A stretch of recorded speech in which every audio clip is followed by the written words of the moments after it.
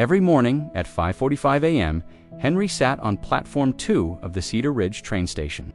He was 71, and for 5 years he'd worn the same wool coat, carried the same thermos of tea, and been wrapped in the same silence. The silence had started when his daughter Lily passed away. She was his entire world. A teacher, a dreamer, taken too soon by cancer. He came to this specific bench because at S where he waved goodbye to her every Sunday. As she headed off to the city, her heart full of hope. One foggy Tuesday, a small paper airplane landed right at his feet. He looked up and saw a boy, maybe 8 years old, standing near the tracks. The boy had scuffed sneakers, a jacket that looked too thin for the cold, and wide, hesitant eyes. "Did it fly far?" he asked. Henry picked up the plane. On its wing, written in crayon, were the words, "To someone who needs hope." He almost handed it back.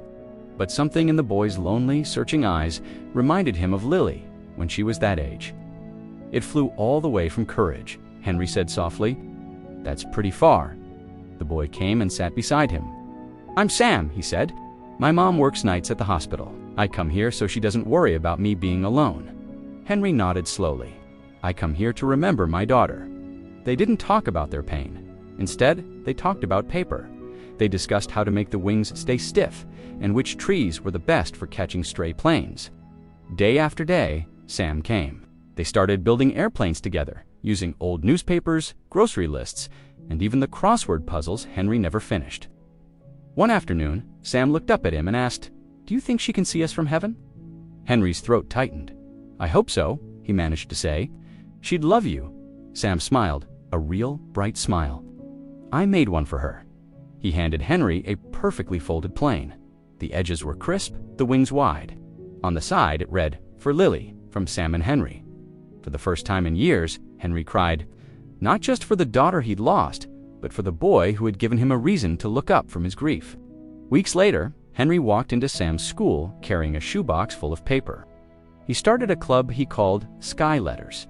He taught the kids how to fold messages of hope into paper airplanes. Messages for sick parents, lonely grandparents, or heroes serving overseas. One evening, Sam's mom, Nina, found Henry at the station, watching Sam launch a plane into the sunset. "You're good with him," she said, her voice thick with emotion. "Thank you," Henry just nodded. "He's good with me too," he replied. Now, every winter morning, Platform 2 holds 2 figures, an old man and a young boy. They sit side by side, folding paper, laughing and sending love into the wind. And sometimes, when the light hits just right, Henry swears he can see Lily smiling from the tracks as another airplane soars toward the sun, because grief never truly disappears, but neither does love. And sometimes, the person who helps you remember is the one who never even knew her at all. Thank you for watching.